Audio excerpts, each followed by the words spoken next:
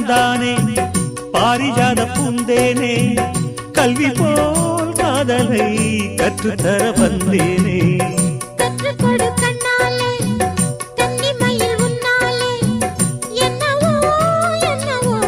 இன்பங்களை கண்டாலே பருவக் கனவு பிறக்கும் பொழுது இறகு முளைத்து பறக்கும் மனது